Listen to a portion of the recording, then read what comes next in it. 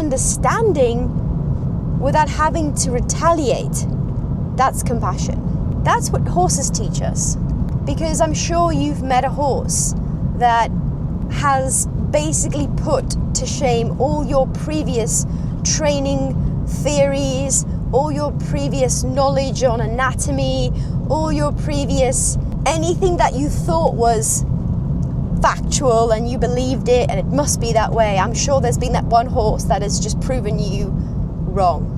On road to Huddersfield today, so I have been, the last 10 months, traveled to 10 different countries. It's been chaos, to be honest, but good chaos. I've learned a lot. It's interesting working with different horses, different horse people from around the world.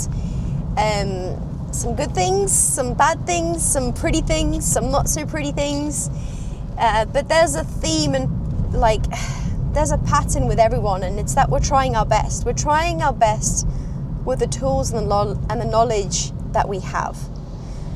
And I wanted to share something with you because for those of you that know, and those of you that don't know, you know when you just feel like you could be doing more with your life? That is me. And it's not about me getting fame or making money. It's just that I want to help more horses. So I'm someone that thinks about horses the whole time.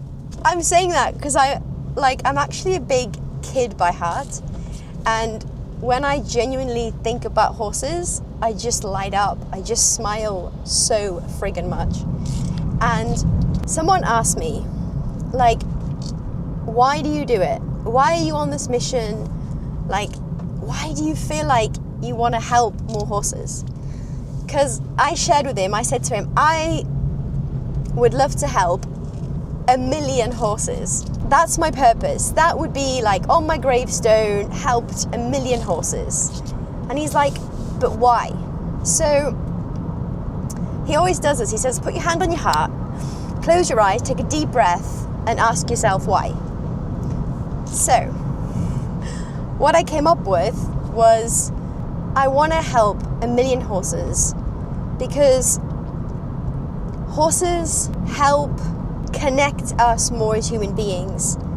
Now I'm figuring out a way how to say this without it sounding airy-fairy, because no matter what discipline of rider you are, I've worked with riders that are at Olympic level. I've worked with amateur riders who just own horses because they friggin' love them and they're basically just in the field. Now that's not a problem. It's just I'm saying that I found a real common pattern with everyone. And this pattern seems to be a deeper knowing, a deeper connection. Those moments of being in the arena where you're we just, everything just came together, and then then it doesn't happen again. But it's basically an unspoken feeling, which some describe as magic, some describe as the horse and human connection, whatever it is. I want to show more people that when you create a space for the horse and the human to come together in the right environment, you, no matter who you are, your age, your gender, what's happened to you in your life, you hear the horse in front of you whisper. That kind of sums it up. I'd love to know your thoughts, what you think about me saying that. That's probably the best way I can describe it, because in those moments where you genuinely feel and believe with every cell in your body that you're having a conversation with your horse, it feels like you can hear them, and it might not be an English conversation like we humans would just say we're having a conversation because we're both exchanging words. It's an unspoken one, which is why the whisper is so powerful, which is why that quietness, that going within, and what everyone talks about being present and having the awareness is so important when working with horses, because you can then hear them whisper, which means no matter what you then want to do or intention or what goal you have, you get there a hell of a lot quicker. Not because you're doing it as a quick fix, or you're using some fancy gadget, or you're adding so much bloody pressure, but because it's a two-way choice, when two beings, when two nervous systems come together by choice for the next move. And you can tell by the smile on my face that it's making me light up. So when I'm talking about especially female riders, and by the way, this is nothing against men riders, it's just I'm a female. I have a menstrual cycle. I'm 36 years old, and it's taken me this long to finally appreciate my menstrual cycle, and B, what a powerful gift it is to have as a woman when you know how to use it. And by that I mean understand it, eat, train with it, respect it, know when to back off, know when to push. Honestly, you come alive.